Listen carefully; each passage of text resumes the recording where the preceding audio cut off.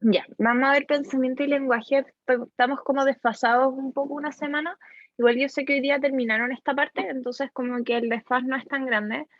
Pero sobre todo porque la semana pasada yo quería darles el tiempo como de descanso merecido que tenían después de la solemne y todo, como que me parecía como mala onda hacerles ayudantía esa semana, recién partiendo como las nuevas unidades y todo. Entonces, no, hoy día vamos a ver pensamiento y lenguaje. Estos son dos procesos psicológicos sumamente importantes que usualmente han estado separados, pero nosotros vamos a tratar de entenderlos como algo mucho más integrado.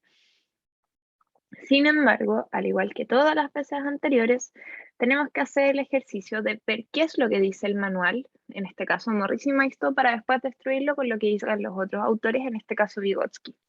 Como dato freak, les comento, Vygotsky murió muy, muy joven, como a los 35 años de tuberculosis. El caballero escribe sus obras como en 1900, 1910, por ahí. Eh, y él, bueno, tiene como sus discípulos, uno de sus grandes discípulos fue Luria, que también es un autor súper importante respecto al tema de los procesos psicológicos y todo esto, y que toman un enfoque que es bastante constructivista, previo a que existiera el constructivismo como epistemología. Entonces es bien interesante ver cómo ahí este caballero ya tenía toda una idea de un presupuesto respecto a una conexión entre el cuerpo y la mente y el mundo al final y la agencia que uno tiene sobre eso, bastante, bastante interesante como previo y muy, muy previo a la época de que en verdad se empezara a tomar las conexiones así. Entonces les quería comentar eso y partimos con Morris y Maisto. De hecho, ellos en vez de hablar de pensamiento, hablan de cognición y lenguaje. Es bien poquito lo que vamos a ver de ellos. Les voy a hacer como la síntesis porque me interesa mucho más Vygotsky. Lo que van a decir respecto al lenguaje es que el lenguaje es un sistema que va a ser flexible a través de símbolos que nos permite comunicar nuestras ideas, pensamientos y sentimientos. Yo les pregunto, antes de ver estas cosas un poco más como lingüísticas del lenguaje, valga la redundancia, les pregunto, ¿ustedes piensan que eso es todo lo que el lenguaje hace? ¿Comunicar?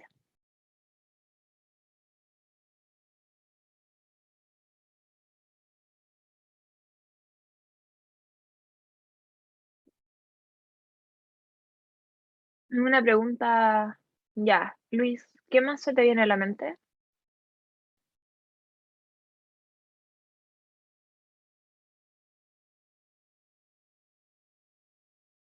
Y por mientras agrego una segunda pregunta de reflexión. ¿Hay cómo comunicar sin el lenguaje?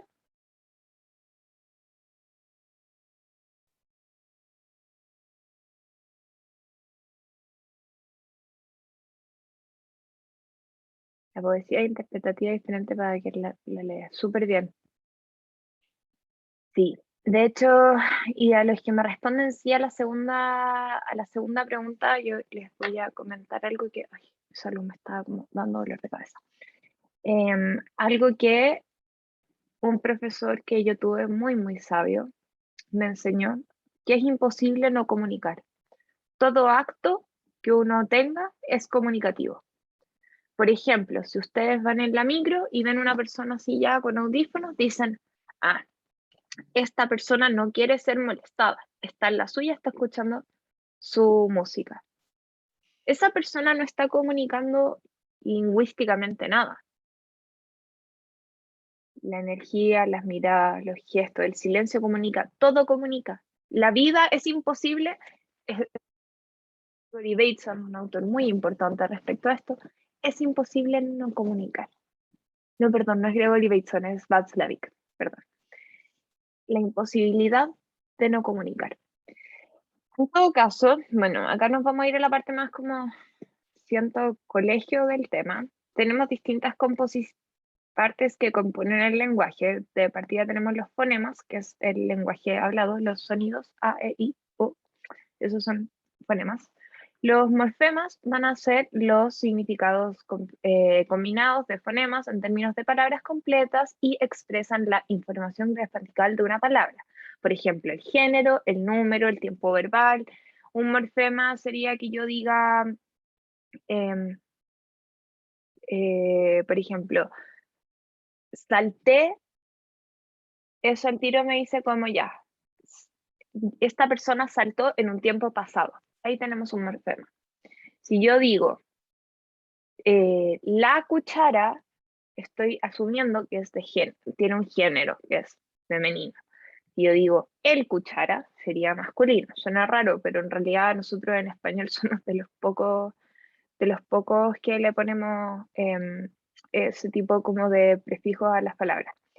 En fin, también tenemos la gramática, que es la parte mucho más como em, más estructurada del lenguaje, en la cual tiene que ver con la sintaxis y la semántica. La sintaxis va a ser como los distintos símbolos que componen una palabra y la semántica va a ser el cómo se describe o el significado que asignamos a estos morfemas, palabras, frases, oraciones, refiere al contenido del lenguaje. Eso refiere a la semántica. Entonces nosotros al menos como yo lo vi, perdón si es que les voy a meter un concepto nuevo, yo siempre lo vi como que estaba la sintaxis, la semántica y la pragmática.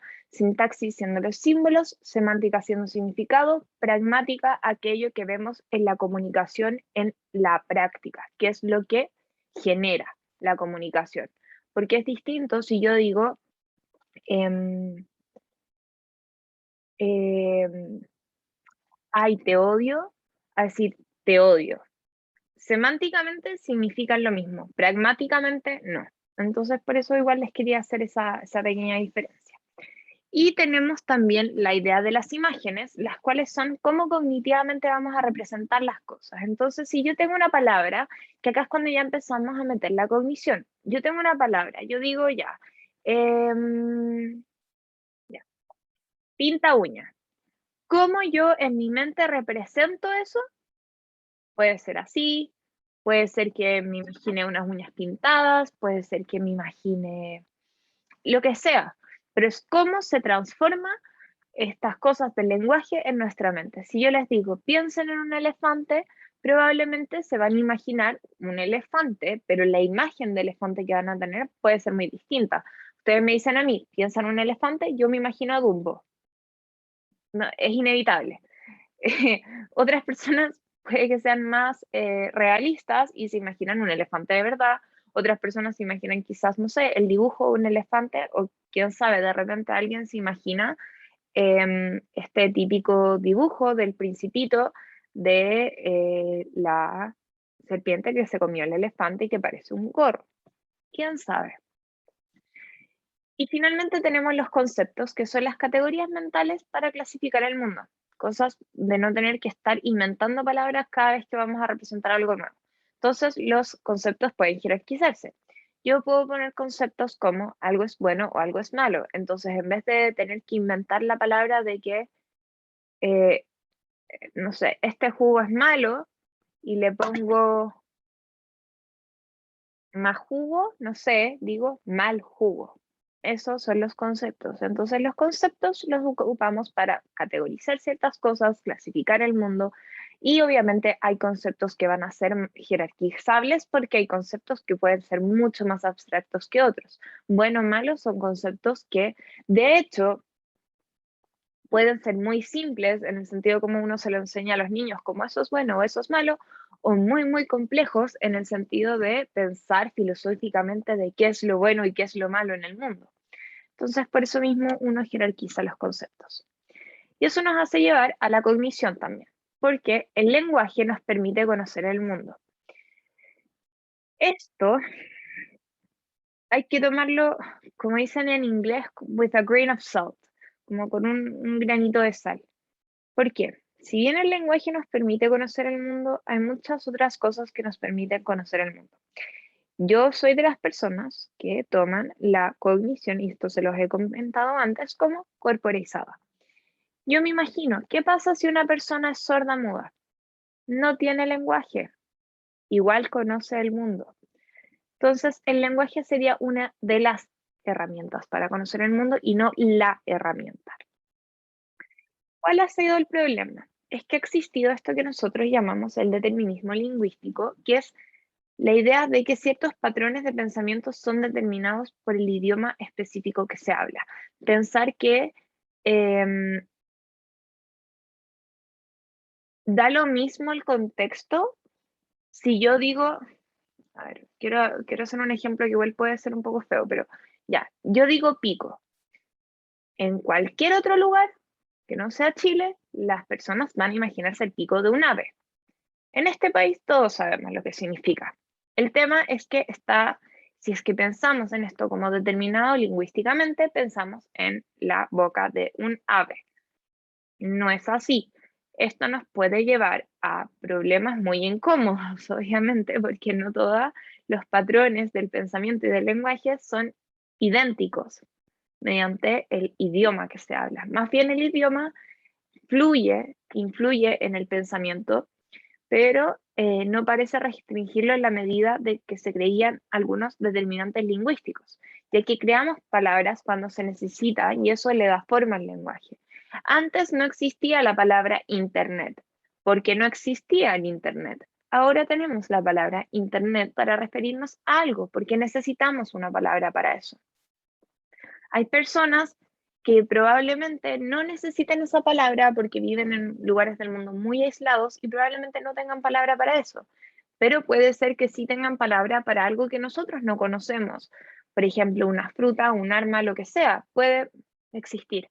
Entonces el lenguaje en verdad no está determinado, no es algo inmóvil, no es algo que se quede así por el resto de la vida, es algo que va fluyendo. Y van a haber rasgos distintivos del lenguaje, como se describió antes, que son la significación, que es la semántica, y el desplazamiento, que es la comunicación acerca de objetos y eventos que no están presentes en el aquí y ahora. Eso es muy importante, porque nosotros en nuestro lenguaje tenemos no solamente la característica de darle un significado a una cierta cosa, sino que también podemos comunicar respecto a cosas que han pasado o van a pasar. Podemos comunicar sobre cosas que no están presentes, porque si no tuviésemos un lenguaje, ya si no tuviésemos un lenguaje tan complejo, porque como les comenté en algún momento, las diferencias cognitivas entre los humanos y los animales, que en realidad somos animales, son de grado, no de tipo. No son cosas distintas. Los animales igual tienen lenguaje, solamente que no es un lenguaje tan social como el nuestro. Si fuese así, si nosotros no tuviésemos la capacidad de este desplazamiento de la comunicación acerca de los objetos, yo no podría decir la palabra lápiz sin que tengan un lápiz al frente. No podría comunicarlo. Y finalmente, otro de los rasgos distintivos va a ser la productividad, que va a ser la habilidad de producir y entender expresiones únicas y nuevas. El lenguaje es productivo, el lenguaje genera cosas. El lenguaje crea realidades, nuevamente, mucho cuidado con esa frase, sí y no. El lenguaje nos permite referirnos a algo en la realidad y hacerlo emerger, sí, pero el lenguaje no crea literalmente la realidad. Yo no puedo decir quiero 1000 edificios y 1000 edificios aparecen. Entonces hay que tener mucho ojo también como con esta idea como constructivista del lenguaje, solamente como dejando ahí el énfasis. Y con base en estos criterios y hasta donde sabemos, ninguna otra especie tiene su propio lenguaje. Acá yo difiero mucho con Morris y Maisto. De hecho, creo que todas las especies tienen su propio lenguaje, solamente que quizás no es tan complejo. Em, las ballenas pueden avisarse como si es que algo va a pasar, por ejemplo. No sé si viene un barco.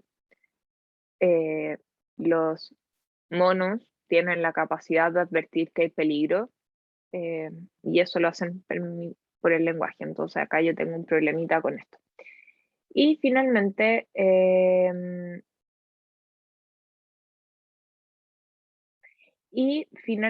está el tema de la cultura y de la cognición, que esto va a ser súper importante porque culturalmente nosotros, como les venía diciendo antes, entendemos y comprendemos el mundo de una cierta manera.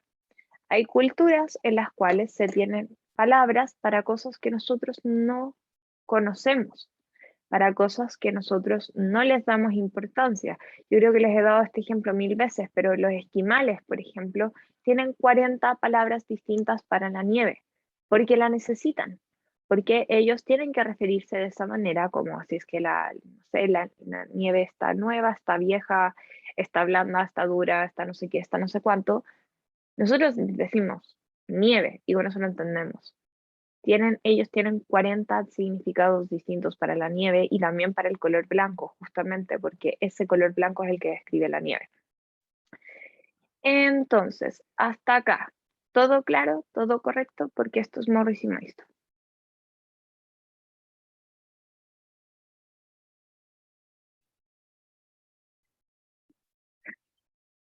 Mediante el lenguaje se puede interpretar la realidad. Al ser una construcción, el resultado puede ser múltiple según quien lo interprete.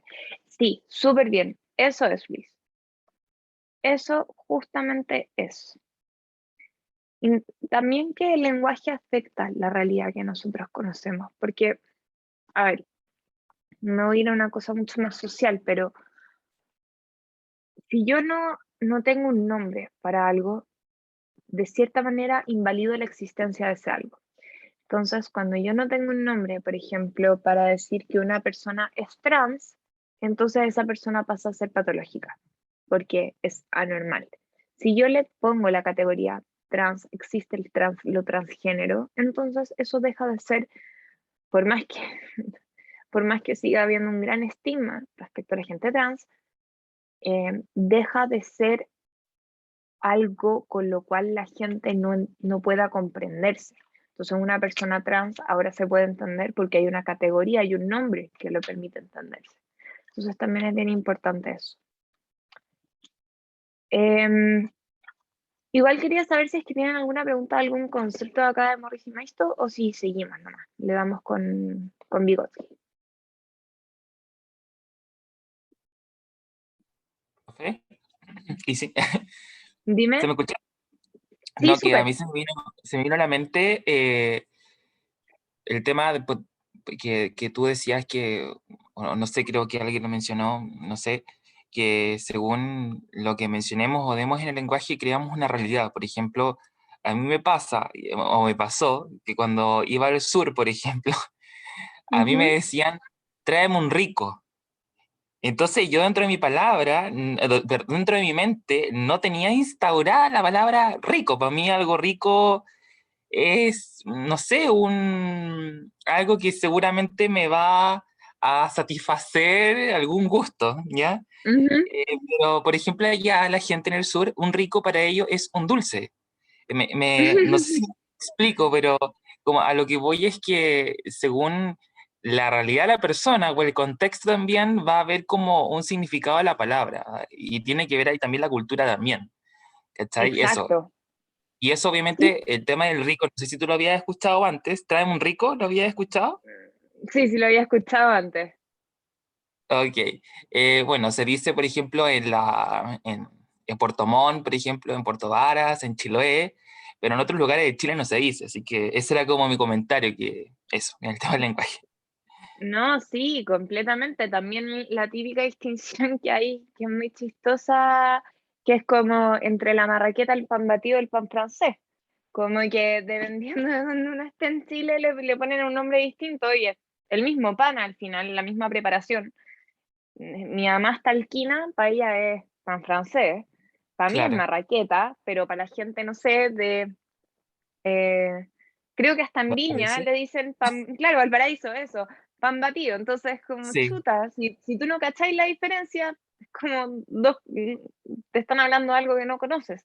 Entonces, claro, claro, culturalmente el lenguaje tiene una importancia muy fuerte y por eso yo digo, como, ojo, igual con el tema, y lo digo más que nada, quizás no es tan relevante en este momento para ustedes en la carrera, pero les va a pasar que van a en algún momento leer algo sobre construccionismo social como muy fuerte y que decía como el lenguaje crea realidades y esto es así y todo, pero hay que tener mucho cuidado cuando uno dice esa afirmación como sin entenderla, porque si no la gente, y esto que yo les decía, lo del edificio es algo que dijo efectivamente un crítico del socioconstruccionismo en una conferencia. Dijo, bueno, si el lenguaje crea realidades, entonces por favor, dale. créame 20 edificios para la gente sin casa, por favor, dilo, manifiéstate. ¿Sabes? Como que el lenguaje crea realidades en el sentido de que crea maneras para poder interpretarnos, para poder comprender las cosas. Entonces, claro, como yo daba el ejemplo, LGBT, el tema de la gente trans o el tema, por ejemplo, de ser gay o ser lesbiana o lo que sea, como que te da una realidad de donde tú agarrarte al ponerle un nombre. Eso. Ahora sí, Vygotsky, pensamiento y palabra. Él va a ser un señor que, como les decía, viene desde hace mucho tiempo siendo un seco al final en temas que son muy adelantados para su época y que además nosotros en Chile estamos muy atrasados en torno a su teoría, porque como el caballero era del lado europeo comunista, eh, gracias a toda la censura que hubo en nuestro país durante la dictadura militar, Vygotsky y todos, Luria y todos los autores relacionados fueron censurados y no los pudimos estudiar en nuestro país por muchos, muchos años. Hasta 1990, cuando llega gente cubana que eran expertos en el tema y vinieron a enseñarnos aquí a los psicólogos y psicólogos como, miren, esta también existe, esta corriente de pensamiento. En fin, lo que él va a ver es que va a haber un desarrollo. En el desarrollo de un niño o niña, existe un periodo que es prelingüístico en el pensamiento, previo a tener una palabra para algo. Pero igual hay algo que es innegable y es que el pensamiento y la palabra constituyen, eh, constituyen un vínculo primario. Creo que acá me confundí, decía, no, decía constituyen, no, no constituyen. Ignoren eso, por favor. Eh, ¿Todavía puedo rayar?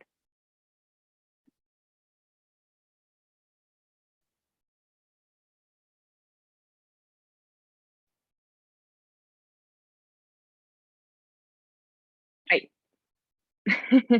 Ya, constituyen un vínculo primario. Pero Vygotsky lo que va a plantear es que este vínculo no es un vínculo que es mecánico, no es como em, libro, eh, libro, libro, eh, no sé, cuaderno, cuaderno. No es mecánico, uno no lo aprende, uno no aprende a hablar de esa manera, uno no aprende a comunicarse y uno no piensa de esa manera. Él dice, esto no es mecánico. Lo que pasa es que antes de que él existiera, se pensaba que los procesos eran independientes, como que el pensamiento y la palabra no tenían nada que ver, eran como dos cosas completamente distintas. Uno piensa y la palabra como que, no sé, por ahí queda. Si bien no toda la gente tiene un lenguaje verbal, si existe el lenguaje no verbal, igualmente van a pensar mediante el lenguaje en general. Entonces, esto conducía a muchas generalizaciones en el sentido de que, bueno, si es que como que estas cosas eran independientes, entonces como que lo que alguien te dijera no podía ser interpretado como algo importante en el pensamiento. Y él entonces, ¿qué va a hacer? Va a sustituir este tipo de estudio de análisis de elementos, así como aislados, al de unidades. Unidades que son cosas conjuntas en las cuales cada unidad de pensamiento verbal encontramos un significado. Entonces, en cada pensamiento verbal, sea cuaderno, encontramos un significado, no encontramos una cosa mecánica. ¿Ya? Él básicamente lo que está planteando acá es que, y esto también lo decía, les voy a meter otro autor entre medio que quizá nada que ver, pero no nada que ver. Em, ah, disculpen. Em, Algo que tiene harto que ver es que Gregory Bateson, el autor que les comentaba antes, que era un epistemólogo y todo, él tiene este libro maravilloso respecto a la comunicación humana, en el cual menciona una cosa que dice, todo escolar debiese saber. Dice, todo escolar debiese saber que si yo digo que decir ir es un verbo, está mal. ¿Alguien me puede decir por qué decir que ir es un verbo está mal?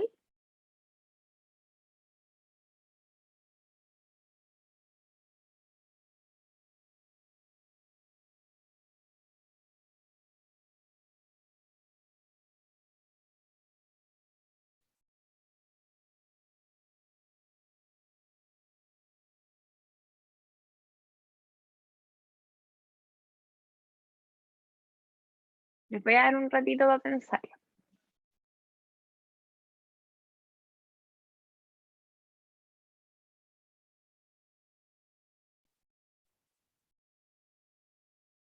Ir es...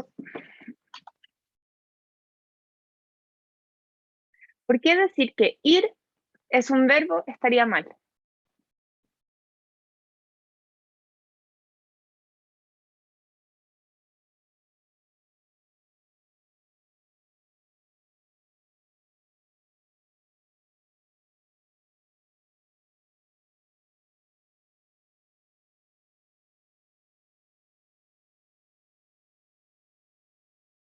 Analicen bien, según esto. No es mecánico, uno no tiene un significado, las cosas no son inamovibles. ¿Qué pasa en esta oración? Si yo digo ir es un verbo, ¿no se les ocurre?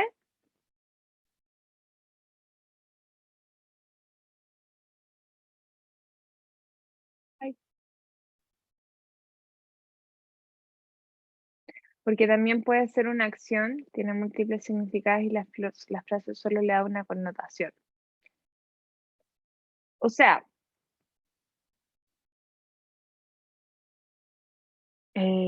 sí, acá lo relevante es que en esta oración específicamente ir no es el verbo. Ir es el sujeto, es el verbo, y verbo es como el, siempre se me olvida la otra palabra, pero a fin de cuentas, en esta oración ir no es un verbo, pero ir puede ser usado como un verbo.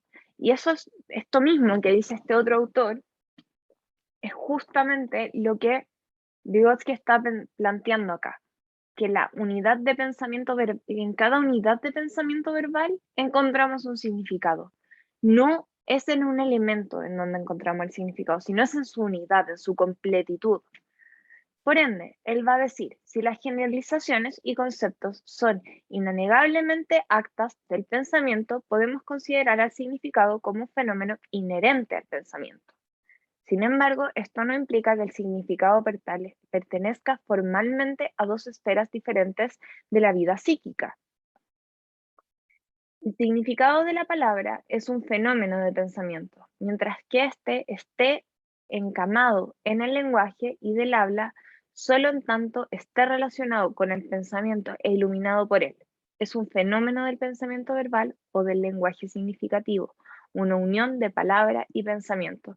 Yo encuentro que esta frase, esta cita de Vygotsky es bien bonita, porque en realidad acá lo que nos está diciendo es que no es que el significado sea algo que pertenezca y que esté fuera de lo psíquico, sino más bien que el significado de la palabra va a ser el fenómeno del pensamiento, porque nosotros le damos, cuando nosotros pensamos, nosotros estamos tratando de significar, estamos tratando de comprender, y mientras este pensamiento esté encamado, es decir, esté arraigado al lenguaje, del habla, solo en eso se ve esa relación entre el pensamiento con el lenguaje y el significado, porque es un fenómeno del pensamiento verbal, ¿ya? Entonces, el lenguaje significativo, una unión de palabra y pensamiento. No sé si les queda clara la cita. Yo la encuentro muy bonita.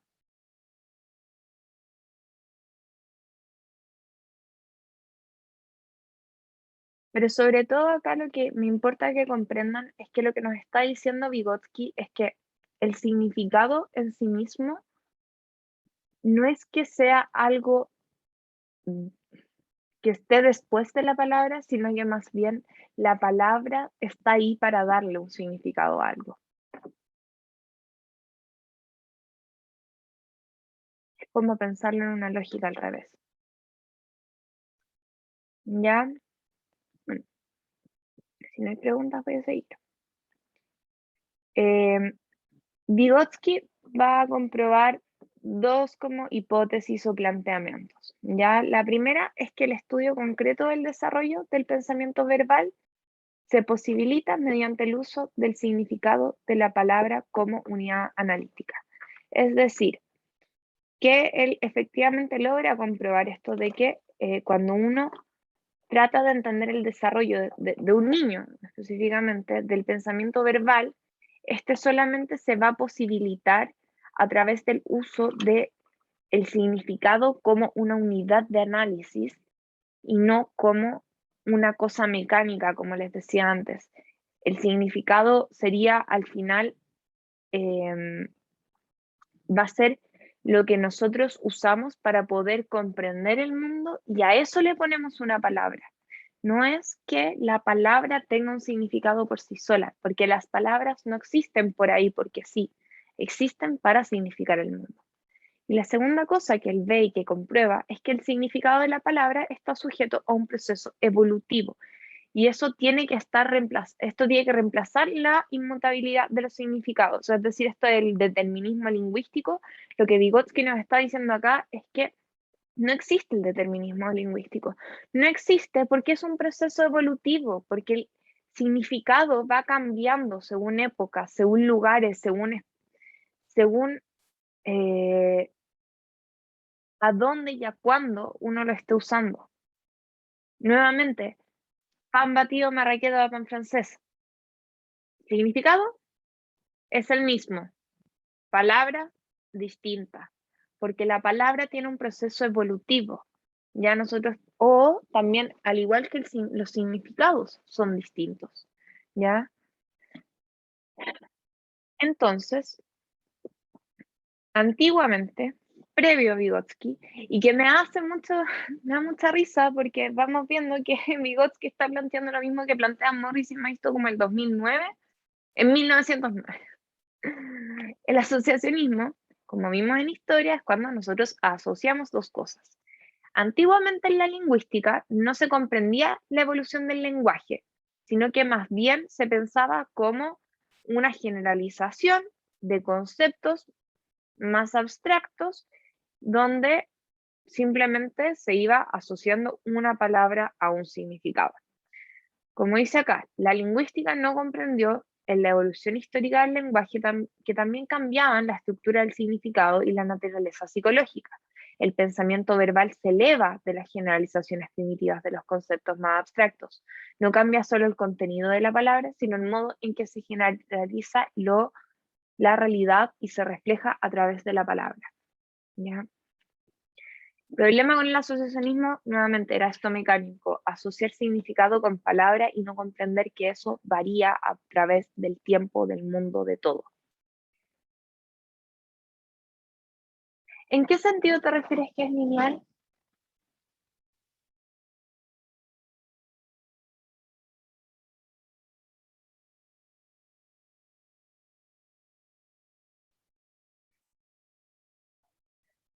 Ah, claro, como antiguamente sí, pero hoy en día no.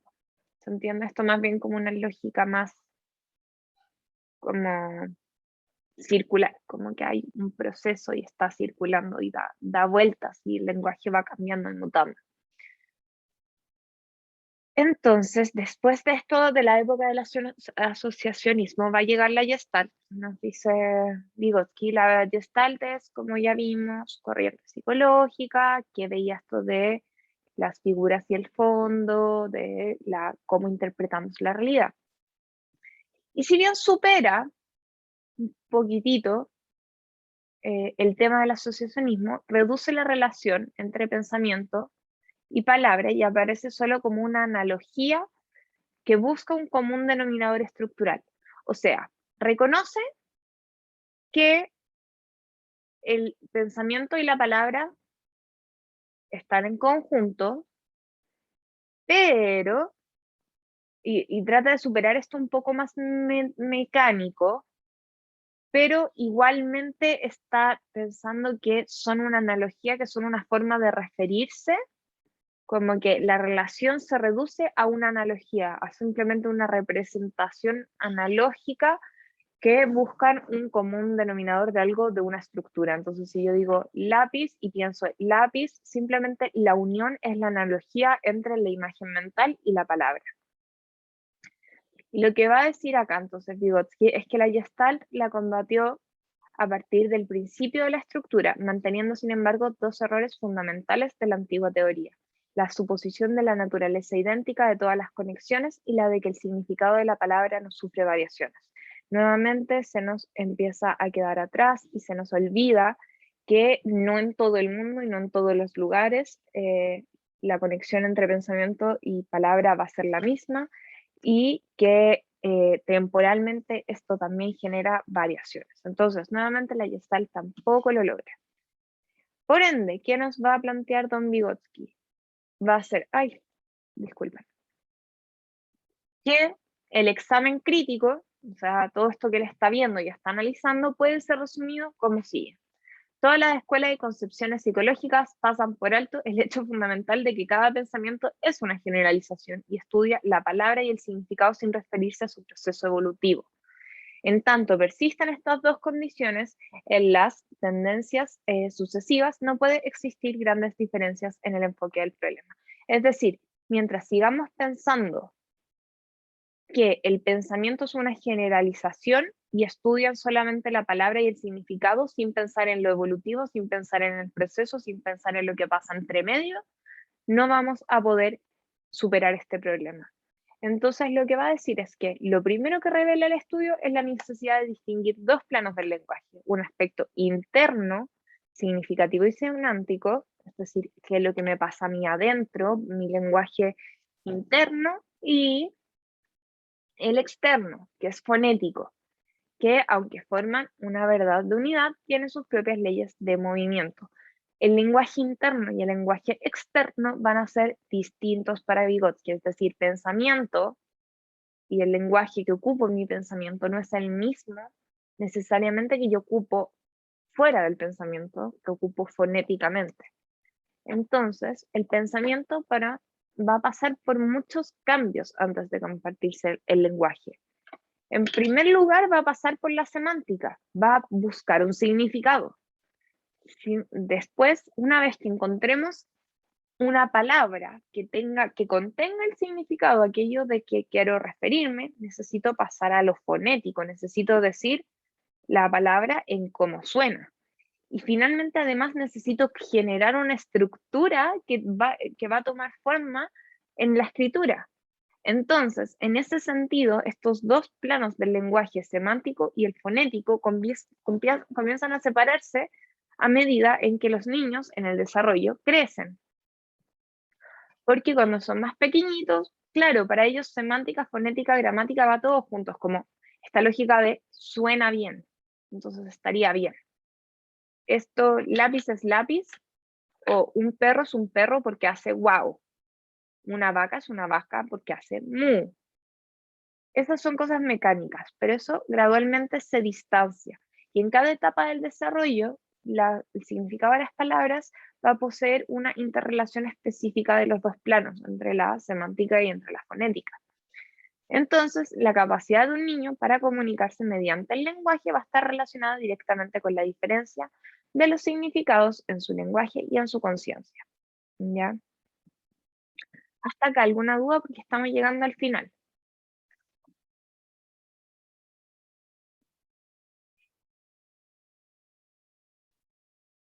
Sé que esta ayudantía puede que sea un poco más fome, como que tiene menos cosas interesantes quizás, pero la próxima va a ser más entretenida, lo juro.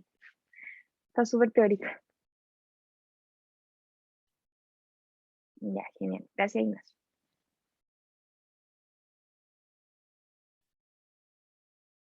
Bueno, y entonces en el desarrollo, como yo les decía, lo que se va a lograr es poder separar esto entre el lenguaje interiorizado, que es el pensamiento, y el lenguaje exteriorizado, que va a ser la transformación del pensamiento en palabra. Que previamente al desarrollo, previamente, como que uno crece, es el lenguaje egocéntrico, es decir, el lenguaje que refiere al yo. Antes de poder pensar como en cosas más abstractas, todo el pensamiento interno es egocéntrico, se centra en mí y es como el niño dice, yo quiero, yo, porque las guaguas son egocéntricas. Si ya tienen psicoanálisis 1 o algo por el estilo, van a escuchar muy seguido el narcisismo primario del bebé, ya, esto tiene que ver con eso, egocentrismo. Y todo esto al final se interrelaciona y ambos ayudan a la orientación mental. En todo momento, este lenguaje egocéntrico y el pensamiento exteriorizado, dependiendo del momento del desarrollo del niño, van a ayudar a la orientación mental, es decir, dónde estoy, cuándo estoy, qué quiero hacer, dónde quiero ir, etc. Y eso sería la ayudantía por hoy. Yo no me metí tanto en la discusión entre Piaget y Vygotsky porque Vygotsky es de estos autores, un poco como Freud, que se ponen a discutir caleta en el texto, así como, es que esta persona dijo esto, pero yo digo esto y esta persona está bien, pero por mi parte yo creo que esto se puede llevar más allá. Entonces preferí dejarles como planteamiento de Vygotsky. Esto es lo que dice Vygotsky, como no les metí a Piaget, no les metí el resto de los autores que él mete, solamente por una lógica de tratemos de entender qué nos está diciendo este autor, porque es la única manera que yo aprendí al menos a entender a Vygotsky. Así que eso. No sé si les quedan más dudas, consultas, inquietudes, cualquier cosa en la que les pueda ayudar. Yo tengo una duda. Dime. Hola, Isi.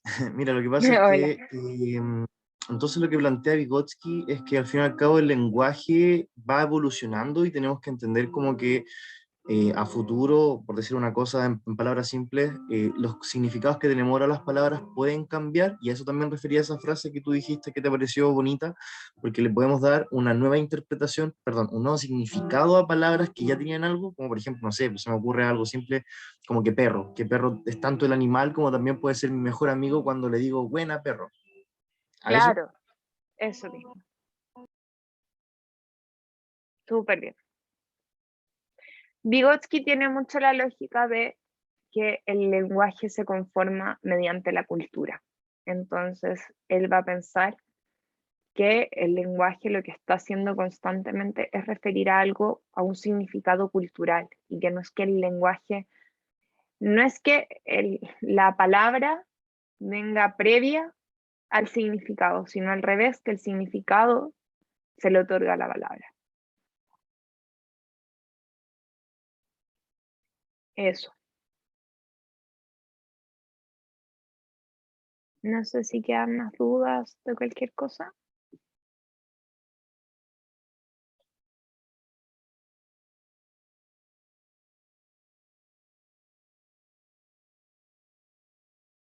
¿No?